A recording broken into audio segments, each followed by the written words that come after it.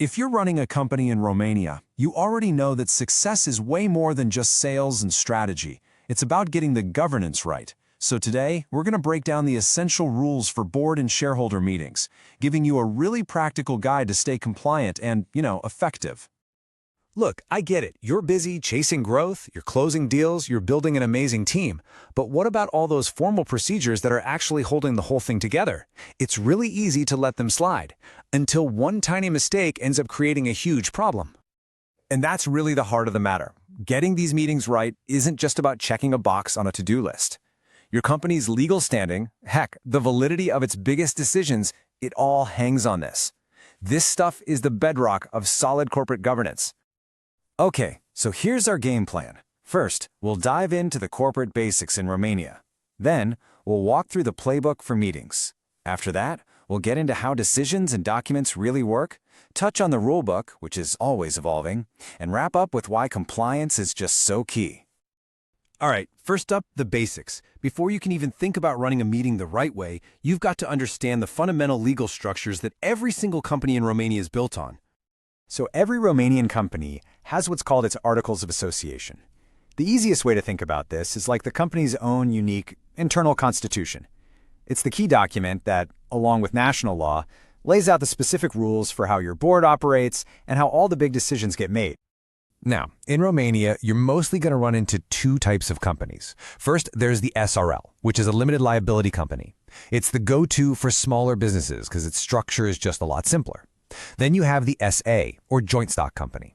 That one's built for bigger enterprises, and you guessed it, it comes with more complex, more formal governance rules.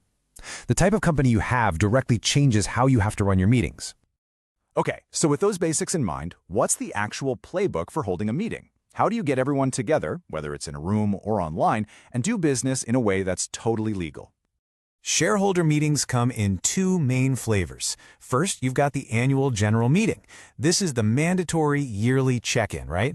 It's where you review the financials and elect the board. But then, you've also got the extraordinary general meeting. This one gets called for the big, urgent stuff, like changing those super important articles of association or approving a massive sale. Calling a meeting is a very structured process. You can't just wing it. First, the board has to issue an official notice. And this is not just some casual email either. It has to formally lay out the entire agenda, the date, the time, and the location. And, maybe most importantly, you have to send it out with enough lead time. So what is enough lead time?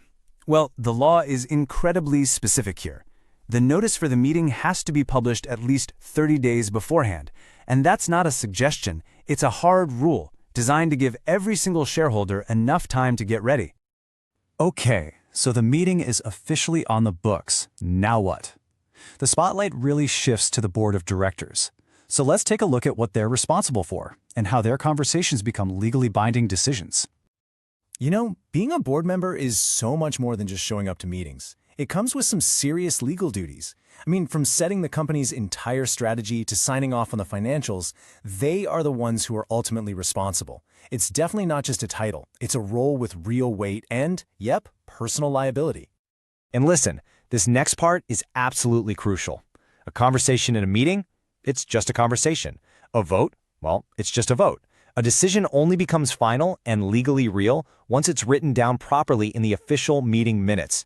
That piece of paper is your proof, and it's your protection. But, of course, the rulebook never stays the same, does it? Corporate governance is changing fast, especially in Romania. So let's look at the big trends and the major changes you really need to have on your radar, like right now. There are a few key trends that are really reshaping boardrooms in Romania. There's this huge push for more transparency, driven by global standards. ESG factors, that's environmental, social, and governance, are moving from a nice-to-have to being a core part of strategy. And at the same time, digital tools are making it easier than ever for shareholders to get involved, and they're definitely demanding a bigger say. You can actually see this shift happening on a pretty clear timeline. The 2020s really brought in wider use of electronic voting. Right now, the focus is all about beefing up shareholder rights. But the one date that everyone needs to circle on their calendar is December 6, 2024. That's the hard deadline for all companies to get in line with a new legal framework, and believe me, that clock is ticking. With that big deadline coming up, getting compliance right is more critical than ever. So let's talk about the key pitfalls to avoid and what best practices really separate the well-run companies from, well, everyone else. Okay, here's a word you have to know: quorum. A meeting isn't valid just because you sent out an invitation. You need a minimum number of shareholders there, either in person or online, for any decision to actually count. In Romania, that usually means you need shareholders who represent an absolute majority of the share capital in the room. No quorum, no valid meeting. Simple as that. So what does doing it right actually look like? Well, it's all about being meticulous and proactive. It means planning your agenda carefully, communicating clearly, and following every legal procedure to the letter. And of course, it all comes back to proper documentation and encouraging real open dialogue. Get these things right, and you're building a really solid foundation for success. And if you need any more motivation to get this stuff right, here it is. This is a direct warning. Failing to follow procedure isn't just some small slip-up. It can completely invalidate every single decision made in a meeting. And that opens the door to serious, expensive legal challenges down the road. The stakes are just incredibly high. Which really just leaves one final question for you.